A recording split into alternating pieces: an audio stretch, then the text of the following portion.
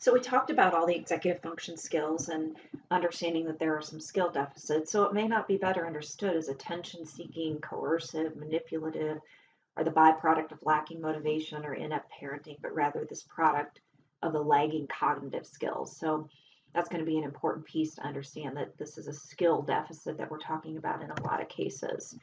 A couple of other things besides the executive function skills is sometimes we have challenges with language processing skills, like labeling and categorizing one's emotions, communicating feelings, and recognizing the needs of others, receiving feedback about the appropriateness of one's actions. And all of these skills are critical to deal with frustration and approaching problems in a flexible manner.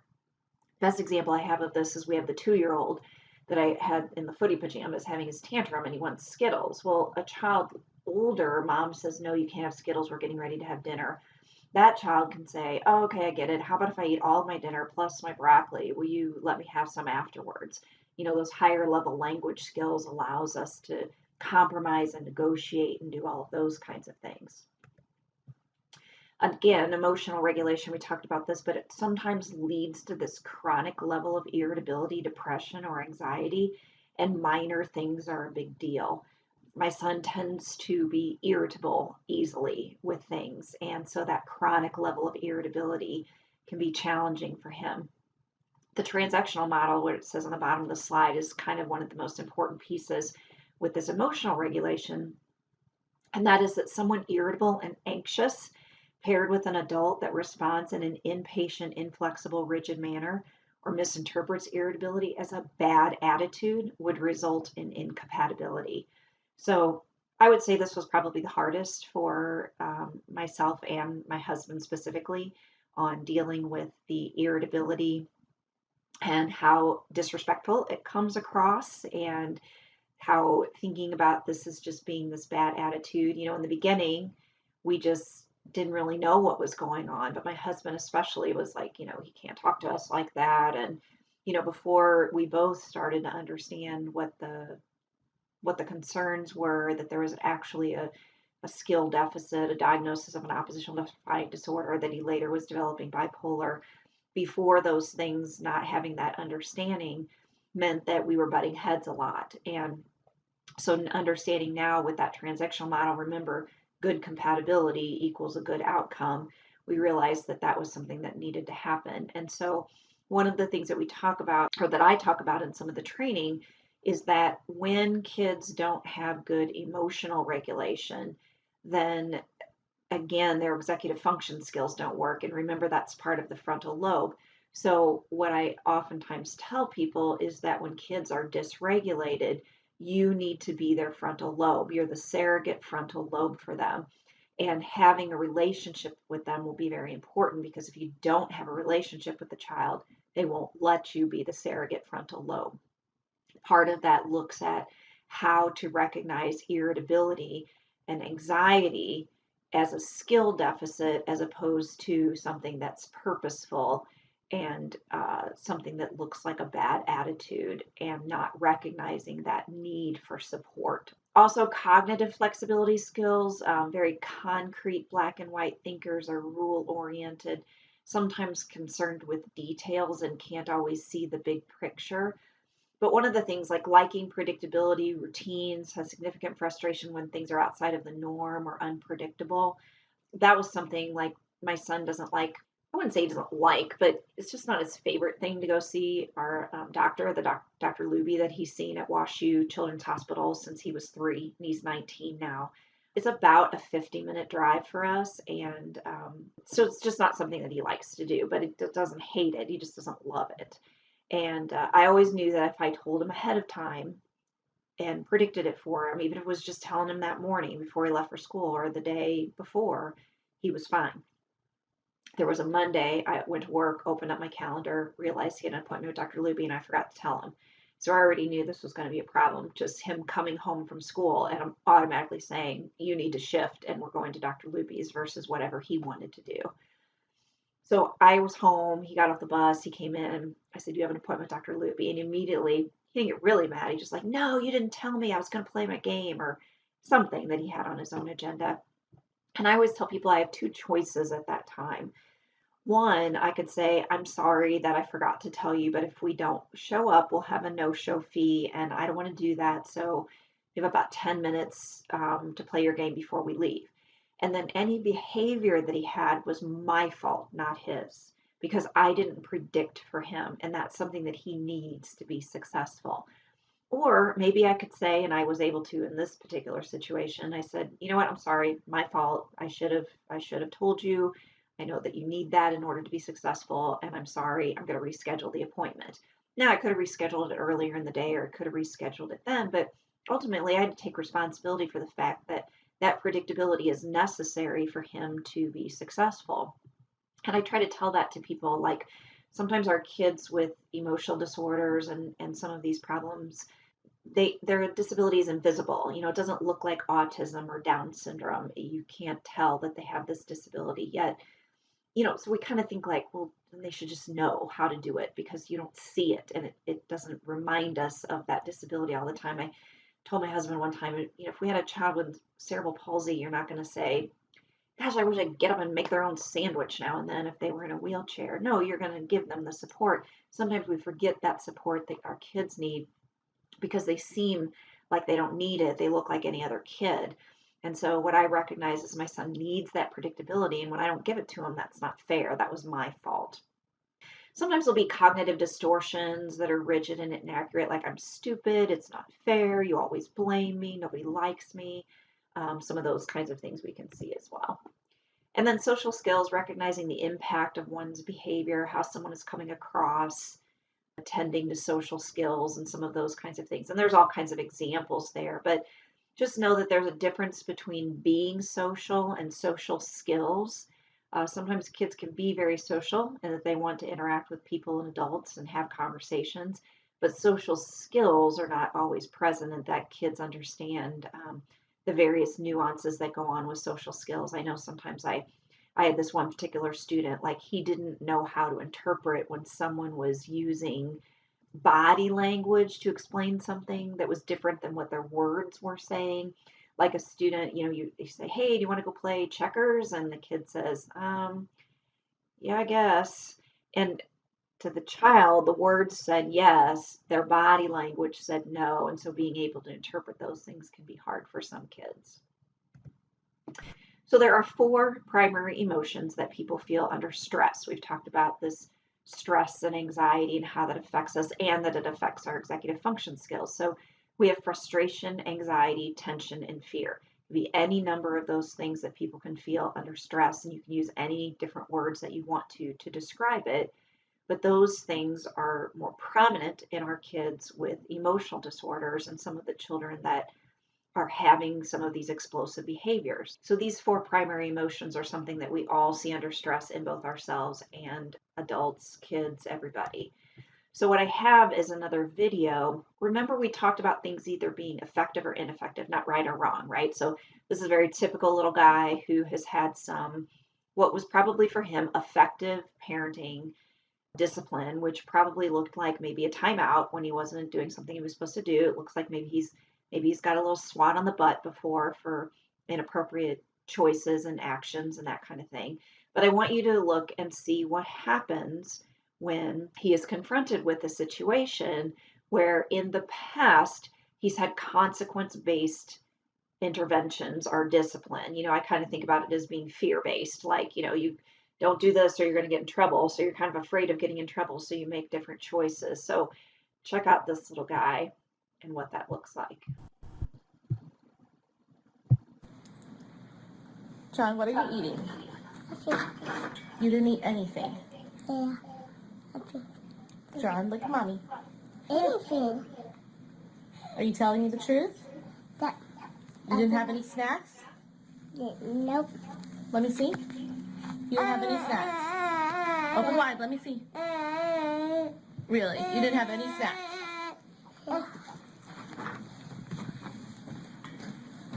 John, come here.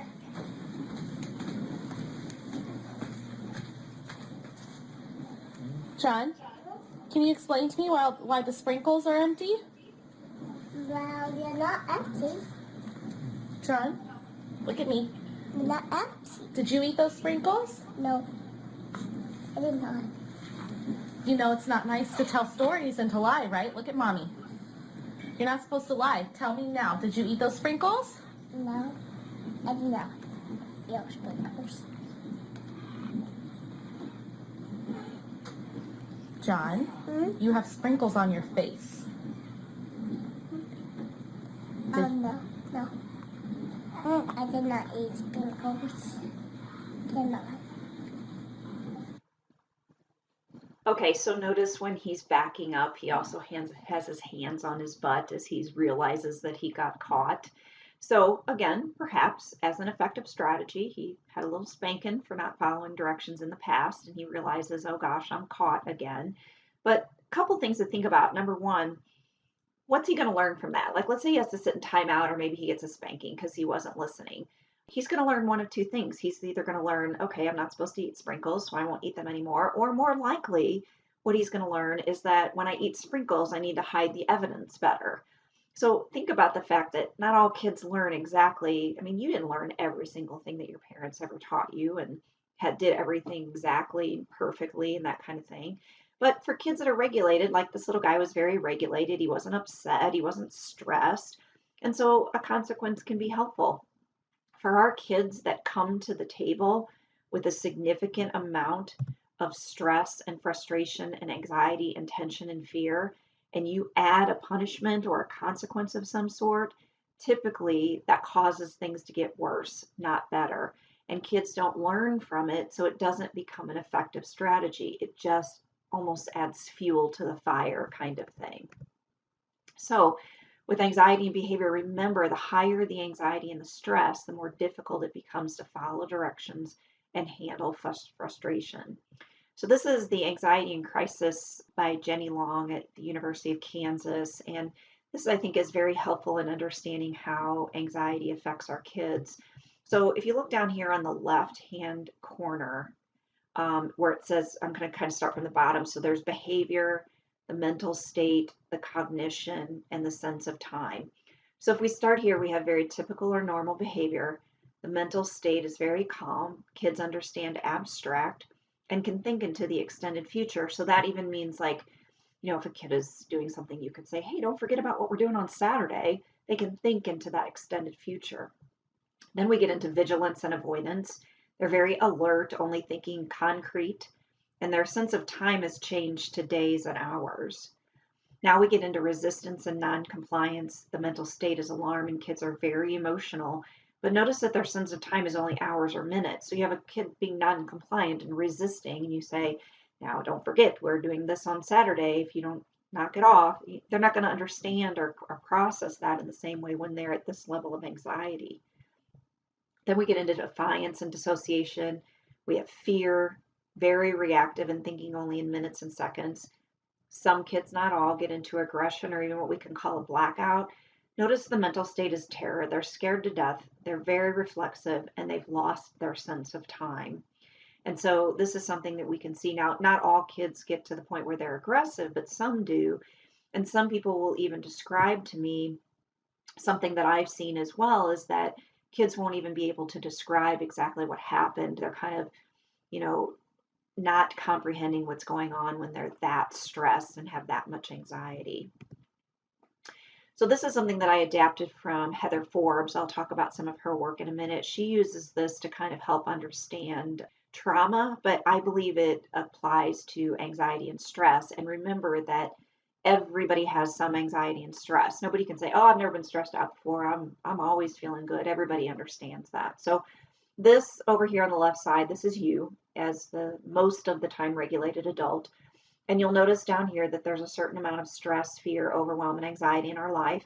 Usually we keep it kind of in check and handle it the best that we can.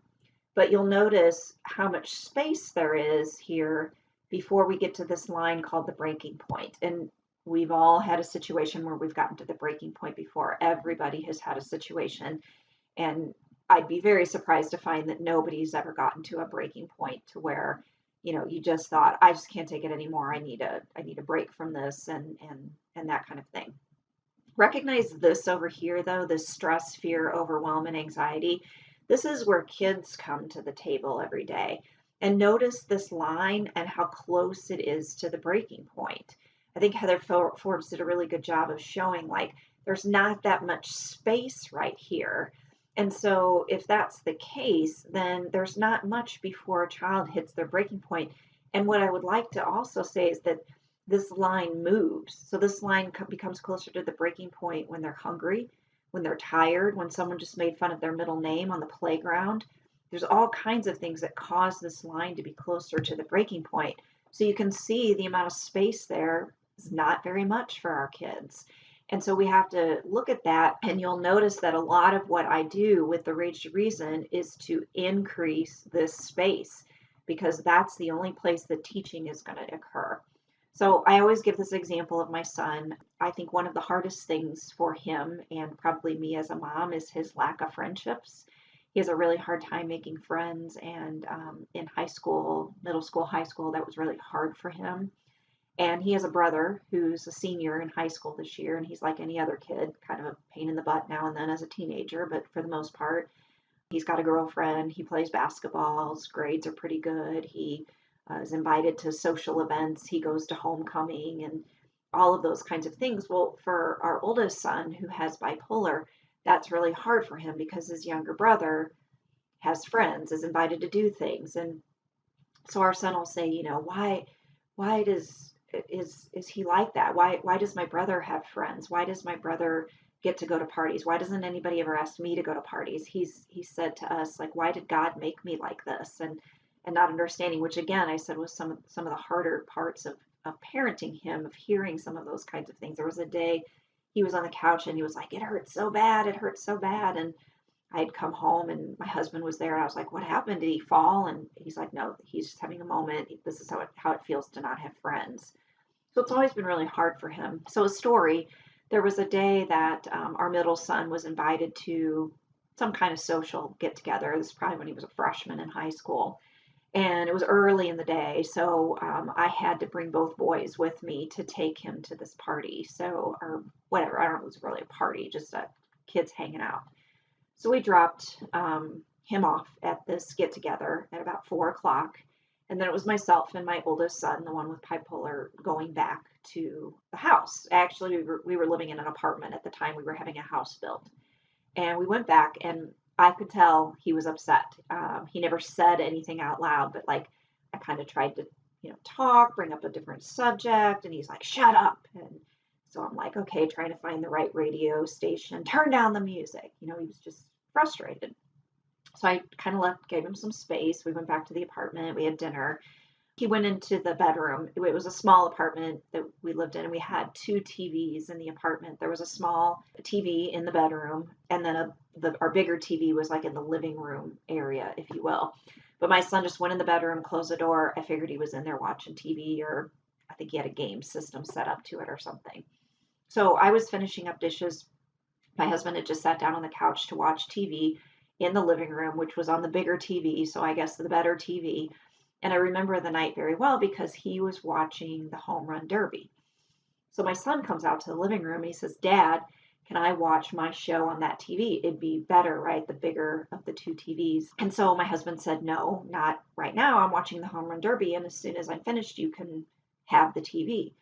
Well, our son had this major blow up and something that we hadn't seen in like 6 months. Like his medicine was doing well and he was really seemed to be doing pretty good and hadn't had any major meltdowns. And then all of a sudden had this really, really horrible meltdown, very upset, mad, throwing stuff, but my husband looked at me like, what in the world just happened? Because he had multiple times, days before, weeks before, said, no, you can't watch something. I'm in the middle of watching something. You need to wait your turn. And he'd be like, okay, fine. Let me know when it's over. So what in the world was that all about? How close was his line to the breaking point because of what was going on with him? It was so close that the tiniest little thing that he could normally handle, he could not handle on that day. And so that's something that we needed to kind of recognize and need to continue to recognize how this anxiety and stress affects our kids. So emotional regulation is the foundation for mental health, which means we have to really, really work hard on teaching these skills. So at this point in my trainings, I usually just talk about it as being regulation and dysregulation because, some people call it stress, some people call it anxiety. It doesn't really matter. It's whether you're regulated or not. So regulation is the ability to experience and maintain stress within one's window of tolerance. It's generally referred to as being calm, focused, or relaxed. And this term is utilized by literally every scientific discipline. So handling stress, right? You're regulated. Dysregulation is the experience of stress outside one's window of tolerance, and it's generally referred to as being stressed out or in a state of distress. And so I like this slide. It kind of talks about all the different things that dysregulation can show. And this is another thing that Heather Forbes used, again, more with trauma, but understanding that I see this a lot with my kids that just have an anxiety disorder without any of that trauma background, but definitely very similar. So, one side unable to focus or sit still, not adhering to the rules, aggressive, resistant, argumentative. We have the other side where they're defiant. A lot of my middle school and high school kids are tardy and absent. They're shutting down, saying, I don't care. All of these things can happen with kids when there's dysregulation. And that's why we need to work really hard on teaching some of those skills. Okay, the other next thing I want to talk about has to do with this dysregulation and something that you as a parent may have been told at one point to do called planned ignoring or active ignoring, where you're supposed to ignore your child's behavior, where somebody said that behavior is for attention, so you just need to ignore it. Now, we know that a baby can't communicate that he's in a state of stress or voice his needs, or unequipped to self-regulate, or unable to calm his own nervous system, not able to do that. So a baby can't regulate. A baby is very dysregulated just because of the baby's age. Well, what would happen if you took a child that was dysregulated and used a strategy called planned ignoring? So someone told me to ignore it, right? Planned or active ignoring means we no longer give attention to the behavior so that it is no longer reinforced and therefore extinguishes the behavior. So I'm supposed to, the child is saying something and I'm supposed to just pretend like he didn't say it or ignore the child, ignore the behavior. And the problem is that people, even me, I guess, as a behavior analyst or somebody else, maybe we're not teaching this correctly because ignoring the behavior only means don't verbally say something about it, especially that you don't like it. It doesn't mean that you ignore the child. And what I see is people ignoring the behavior and the child. And that's not how you're supposed to do it. Planned ignoring or active ignoring just means that you don't say, hey, don't do that. Stop hitting me. Stop throwing things. That's giving attention in the form of a mild reprimand to a behavior. And planned ignoring means you don't give that mild reprimand. But you don't also ignore the child, especially for a child that doesn't know how to regulate. You will see that it makes things much worse. So what about using this planned ignoring where you're just supposed to ignore the behavior when the child is dysregulated? This is another video. Heather Forbes uses it in her workshop as well. Love some of her stuff. And it's hard to watch because it's something called the still face experiment where mom goes from interacting with her baby to not interacting with her baby and the baby gets upset. So I'm just telling you, it's a study they did. Some people think it's just, why would you do that? It was for the purpose of a study and the baby's happy in the end. So please know that even though the baby was upset, she is happy in the end. So bear with me. It has a good point at the end.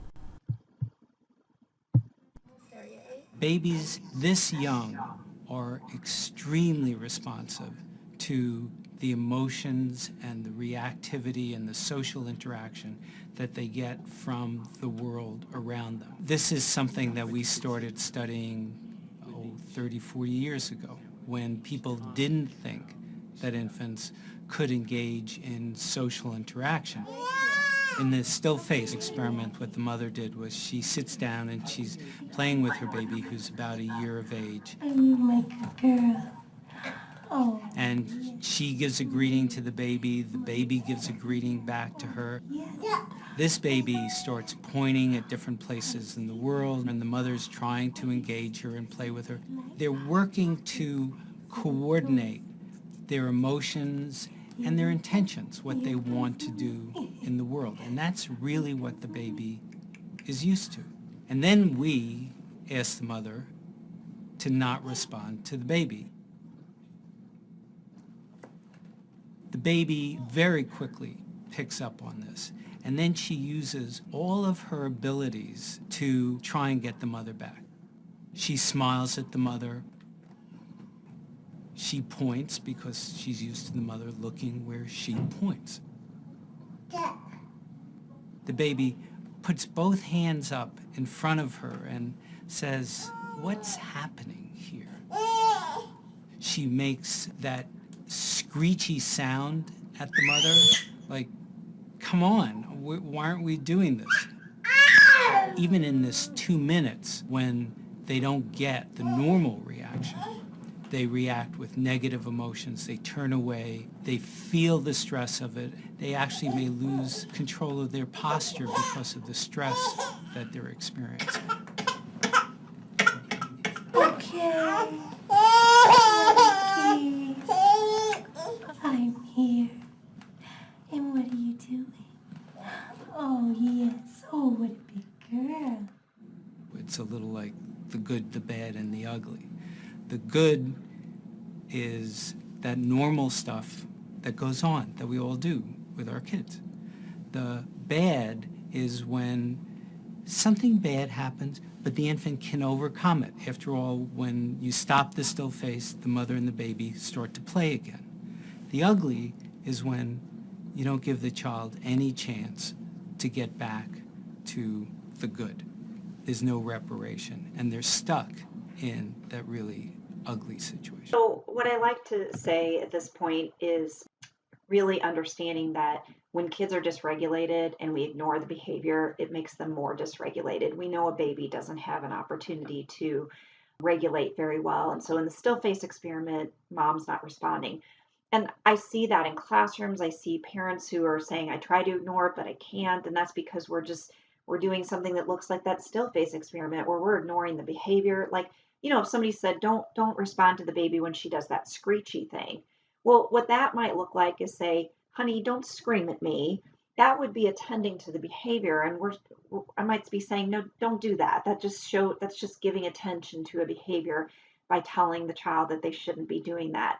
But you still talk to the child, you still redirect them, you still interact with them, you still help them, because what I would like to suggest is that kids that don't know how to regulate need your help.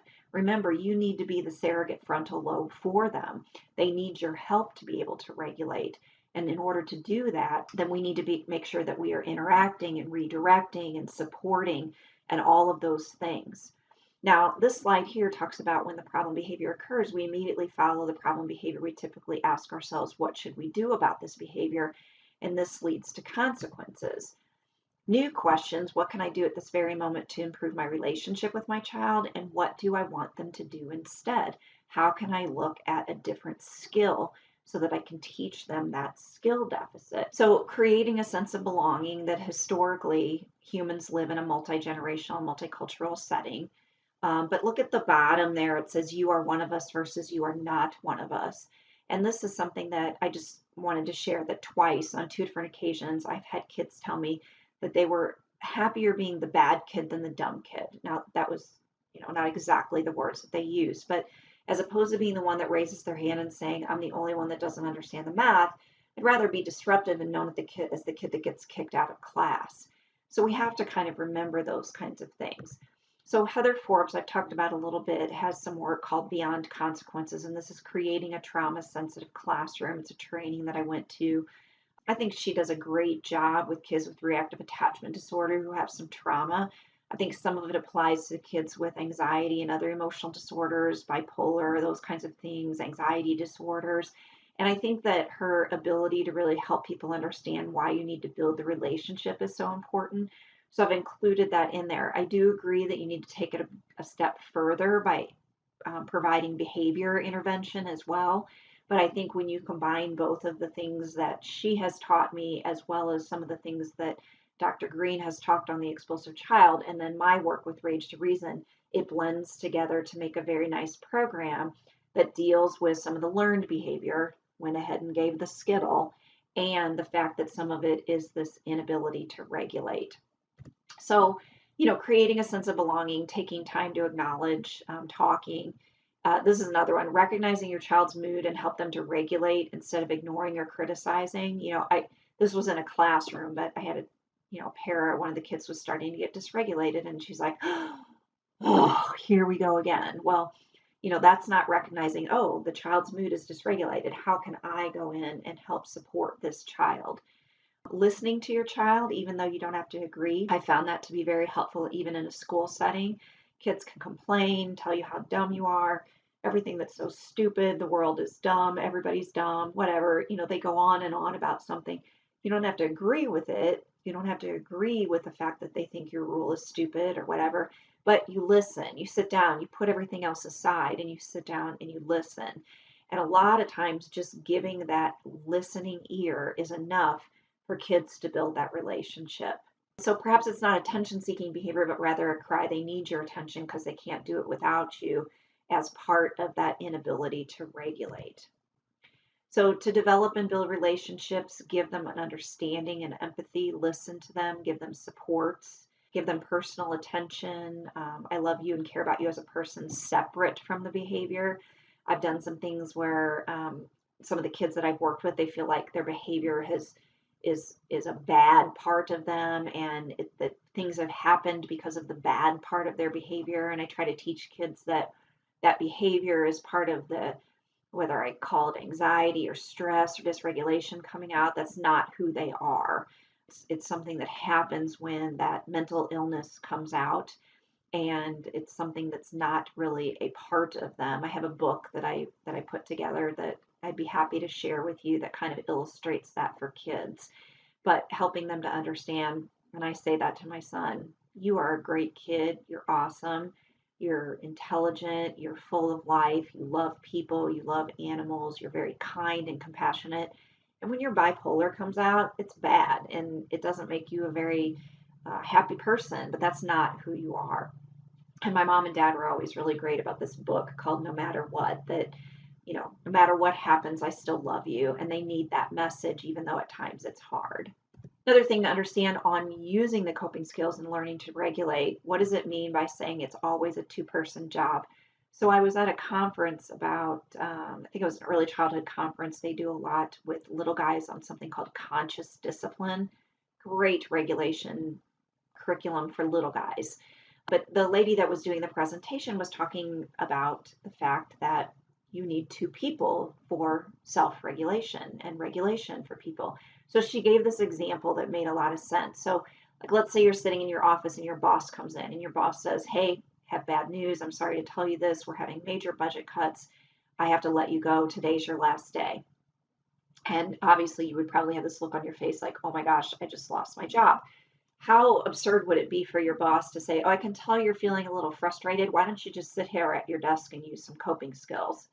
Of course, no one would do that. As soon as the boss walks out, the first thing you're going to do is call somebody. Everybody has that one person who's the first person they're going to call to say, oh my gosh, I don't know what to do. I just lost my job. So what does that mean? Coping skills and regulation is a two-person job. I don't know how many times my son's been in the hospital and been through coping skills classes, and I would say, hey, you're feeling frustrated, go to your room, use a coping skill. I try to direct him, to remind him to use some of these coping skills, not recognizing that it's a two-person job. We use another person to regulate. And so when I started to stop and regulate with him and help him use a skill and have me be a part of that, it made a huge difference in how well he was able to self-regulate and get himself calm sometimes when he was frustrated. And his sister, who is a sophomore in high school, has now learned this wonderful skill as well to be able to help him regulate by coaching him and calming him. And I think she decided she's going to be a behavior analyst too someday. So that makes me proud. But she's very good with him and being able to help coach him through that regulation. Doesn't do it very well on his own, but with somebody that can be very helpful for him. So regulation. Self-regulation is the ability to detect how you're feeling, match emotions to events, and change the level of behavior and emotions to match the environment and cultural expectations. Regulation is a tough thing to do. This is Brenda Smith-Miles. I've been to a lot of her training, and she does a lot on regulation and that kind of thing, which can be very helpful, but it is a very difficult kind of task to do. So it's something that we need to teach. So one of the resources that I use in the school setting and home setting is called the Incredible 5-Point Scale by Carrie Dunburn and Mitzi Curtis. And if you would think about a 5-point scale, understanding that this kind of gives us a scale of how regulated a child is.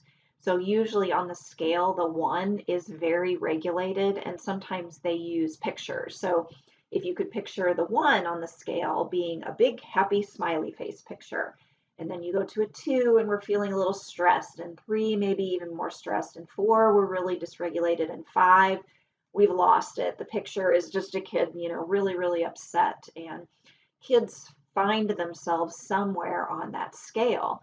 The idea is that we teach kids, okay, I'm a 2 or I'm a 3. So what I need to do at this time is to take a break, go for a walk, go get a drink of water, those kinds of things, so that I can get myself back to where I need to be regulated.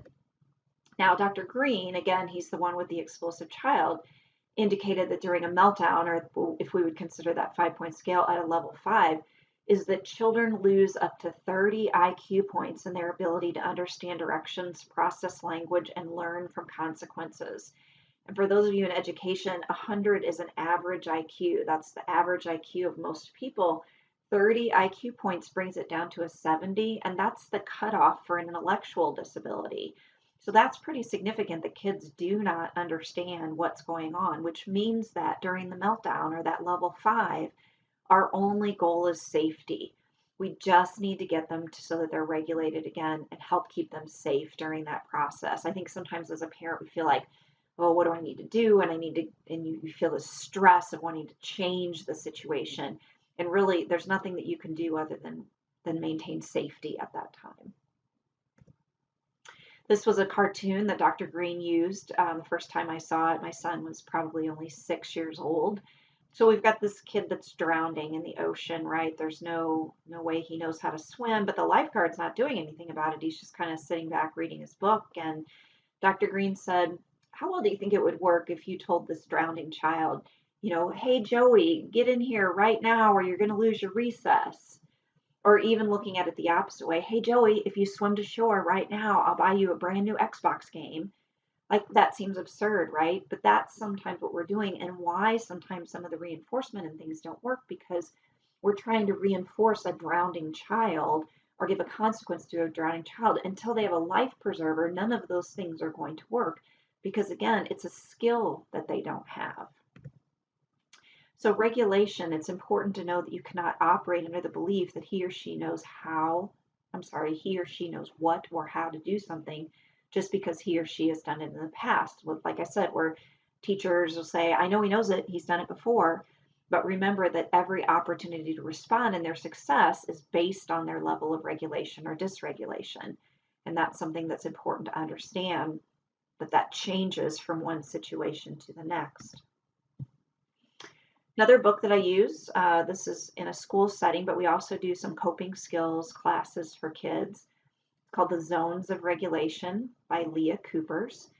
She's an occupational therapist and then also read the work of Dr. Ross Green and decided, along with Michelle Garcia Winter, to provide some strategies to help teach regulation.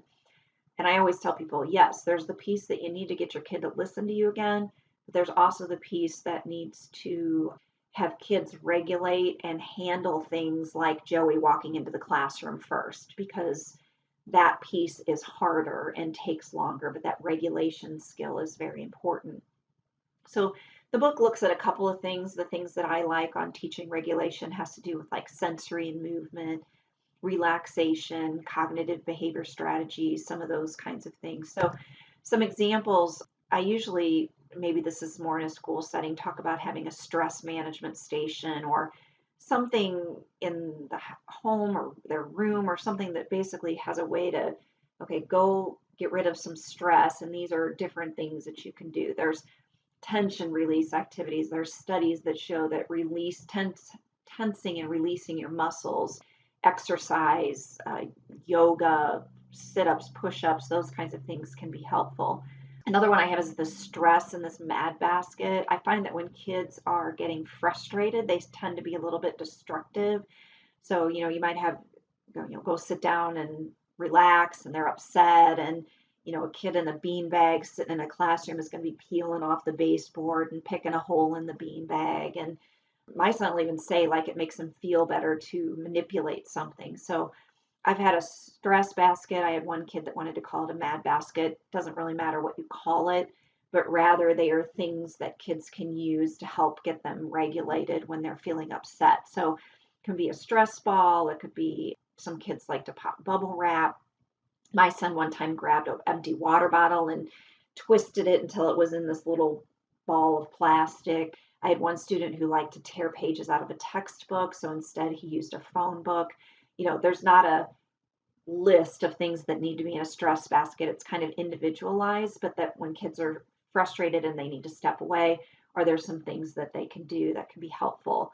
And it's different for every single student. So definitely kind of explore some of those things. Now, what I always tell people too is if you think back to that 5-point scale, again, where 1 is feeling really good and 5 is dysregulated, where they've lost 30 IQ points, if you give kids a stress basket when they're a 4 or a 5, you just hand them a basket of weapons. They're going to throw them at you and it's not going to work.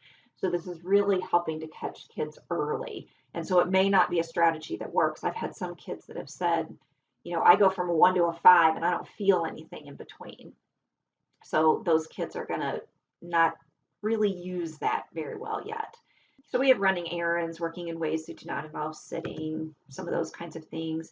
There's something in there called the lazy 8 breathing, where they trace an 8 on its side and breathe, slowly to kind of help with that. The visualization of thinking of, some positive things. And I use this with the cognitive distortion. So not necessarily like, oh, let's all think about laying on the beach, although maybe that would be nice, but rather when they say, I'm so stupid, I can't do everything right.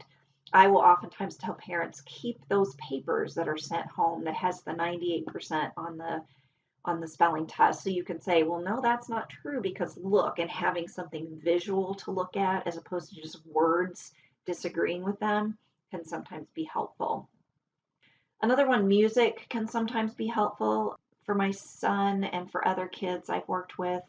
One of his counselors gave this really good example.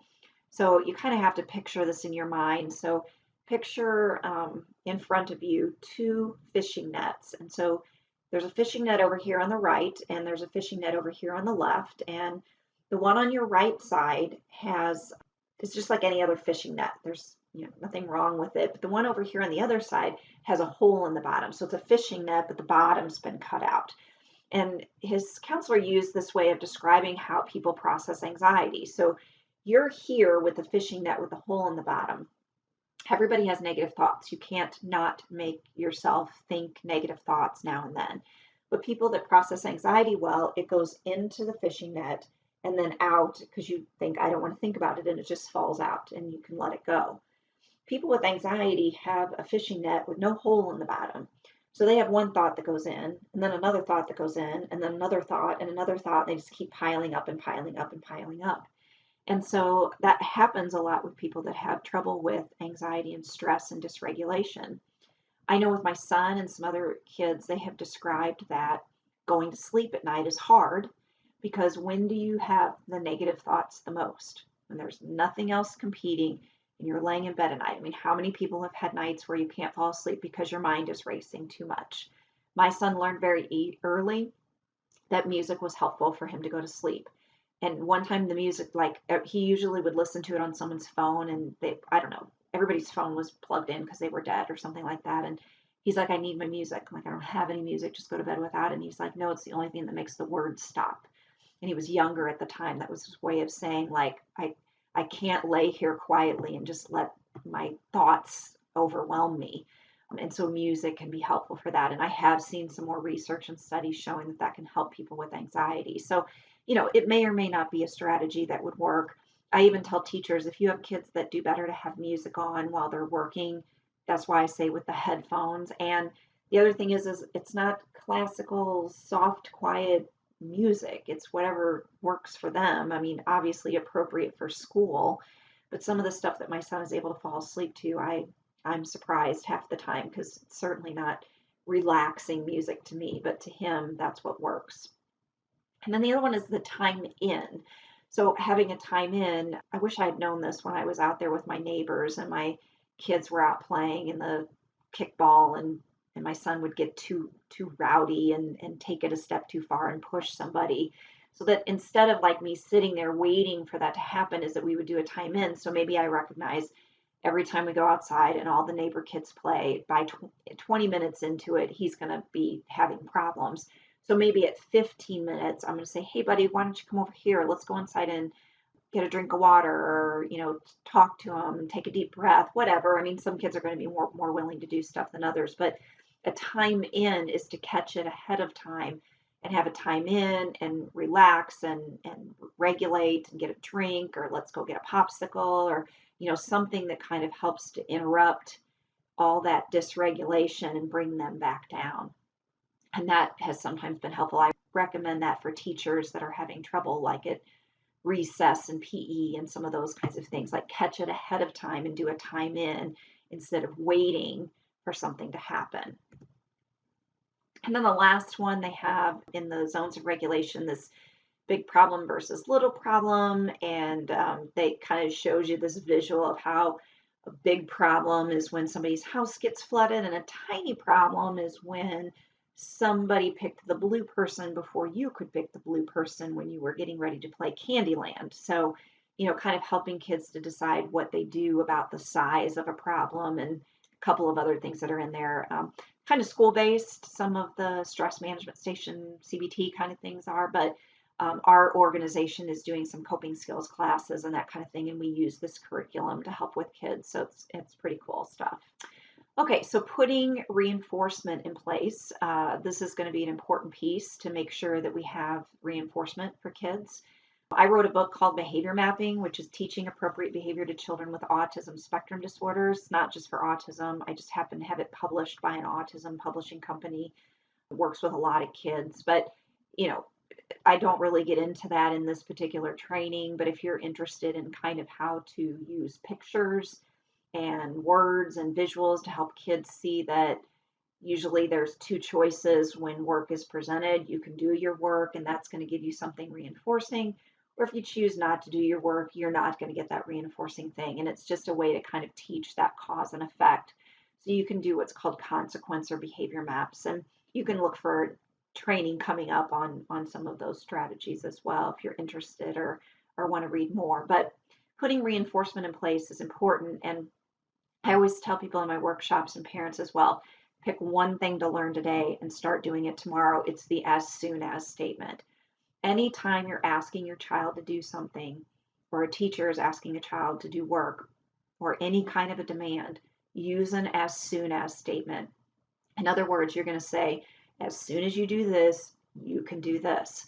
There's a couple of things. One, it kind of takes the power struggle out. If you're like, you need to put your laundry away. No, I'm not putting it away. Well, you have to. I'm not. Then you're going to bed early. And you kind of this back and forth versus you need to put your laundry away. As soon as you put your laundry away, you can go watch TV.